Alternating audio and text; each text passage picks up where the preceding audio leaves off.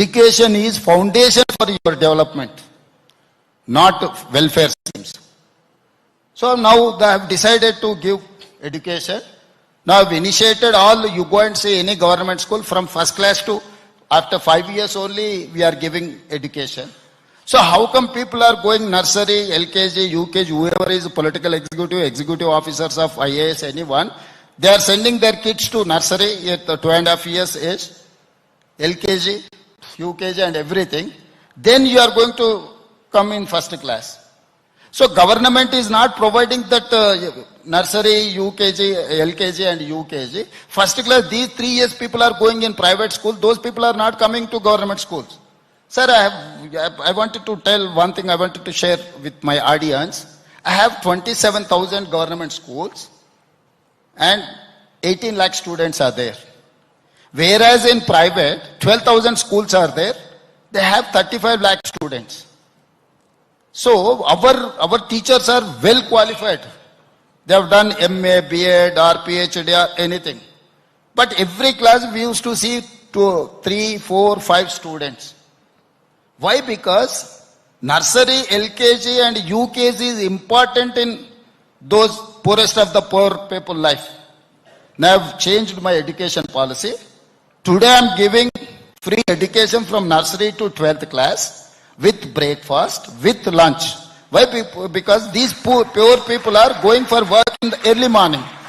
They cannot feed their kids to breakfast, everything. If government is going to provide breakfast, happily they used to send. Now I have decided to give transportation. What is the private school success story? They pick you, your boy from your house, they take and they drop you at your house. This is the one of the success story of private schools. Now I have decided to give free ride for my poorest of the poor students. We are going to pick those students from their house. We are going to give breakfast. We are going to give lunch. Late in the evening also I'm discussing with some of the corporate companies to give CSR funds to appoint tutor in the evening in those schools, whoever is wanted to pick up their language or subject. So this year I have increased 1 lakh students in my government schools. So these are the areas. Earlier we don't have transportation facilities. That is why we have started schools, single teacher schools in Tandas, Guda, remote area. Today transportation is there. That is outdated model. You have to create a cluster. So I have told my people, 27,000 schools, whatever I have in the, reduce up to 4,000 schools from nursery to 12th class. We will provide transportation. We will give you breakfast and lunch and everything. That is going to give you a result. Single teacher, if he is having 2, 3 students from first class, 2 students, second class, 3 students, fourth class, 2, put together 10 students in up to 5 classes. How come he is going to teach them? That is why I have told, rationalize. 30 students in each class. Every subject teacher has to be there. And we wanted to adopt technology and we have appointed Khan Academy, other important academies to teach my students and my teachers. All these years we have seen IAS officer used to travel abroad to study tours. This year I have sent my 100 teachers to abroad to study education system. They have come back. I have sponsored. 4 months they have taken Philippines and where the basic education is good. Now I wanted to send 200 teachers to Singapore to study the entire thing. There are excellent public government schools there. Yes, sir. That is why I wanted to send my teachers to study that government infrastructure. They can inspire.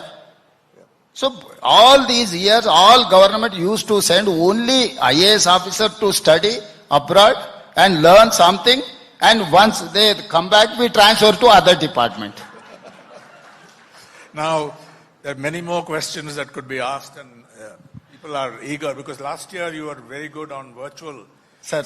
I was on virtual, sir. Session. I don't know if it is very good or not. People really appreciated it. Thank you, sir. It was very lively. But before I do that, you face 2 challenges. Sir. I'm not going to ask you to comment on courts frustrating some of your schemes. Sir. That can be settled. But the financial constraint, I also know that you are confident about winning the next assembly election. Yes, sir.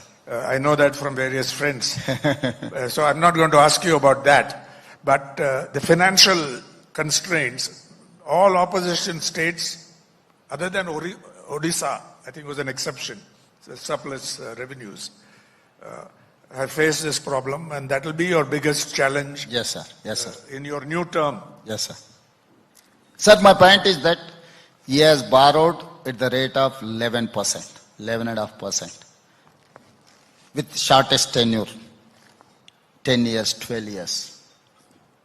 So I have restarted negotiations with all those banks and the Government of India. I'm doing my debt restructure. If I run my company, if I'm CEO of any company, I have to try to understand what is my problem, the biggest problem. My biggest problem is that he has borrowed highest rate of interest, 11.5%, where I can get 7.5% or 8%. That is one. Second, with the tenure of 10 years, 12 years, instead of 10 years or 12 years, if I'm going to expand up to 20, 25 years, if I try to reduce my rate of interest, if my tenure is longer, I can get some facility. So last year I have done 26,000 crores. This year my target is 50,000 crores.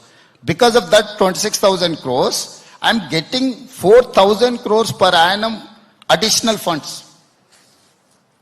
So this year my target is 50,000 crores. So 2 lakh crores if I do debt restructure with lesser interest, with longer tenure. So the way I cannot charge more, but I can do this debt restructure. This is one. Second thing, GST, there are 100 flaws. Government of India, states are never focused on GST. So now I have appointed Arvind Subramaniam as a consultant, who, you know, yes, financial expert. Yes. Now he is my advisor to GST. Only 3 youngsters are doing the job. So last 7-8 years, I have never crossed to 3,500 crores per month GST. Last 4 months, I have crossed 4,000 above. Last month, I got 1,100 crores additional. The only just 6 months, I got 5,000 crores additional money from GST. These are, I have not increased any percentage of tax. But where the leakages are there, the fraud is there. So we are trying to tighten all those. So that is how we are improving our resources. And you also have to fight with the union government to get your... Yeah, anyway, opposition has to fight. That is the part of our life. Every day I used to brush, I used to fight. It is like brushing your own teeth. You need to fight against the Government of India. There is a discrimination, you know. I need not to tell. Yes. So I used to attract investments, 99%. The 1% is Government of India approval. They used to say, you go and invest in Gujarat, then you will get all permissions. That is what I am facing today. So they are not doing any homework. If I do some homework, if other chief minister, opposition chief minister is working hard, who is attracting their investment, the final Government of India is saying that you go and invest there. This is the new phenomenon. Now, we have close to 10 minutes for questions. Please do not go into a long explanation of the questions. Short questions to the Chief Minister, who is a distinctive Chief Minister, who is very articulate, who is energetic, and who's been able to make a big difference in his state. Entering this particular slot quite late and making rapid progress with many ideas for reform and restructuring. So please ask your questions brief. Mr. Revanth Reddy, good afternoon. It's been a very interesting session, and it's good to see such a dynamic young Chief Minister. Question. Yeah, I know you're very good friends with our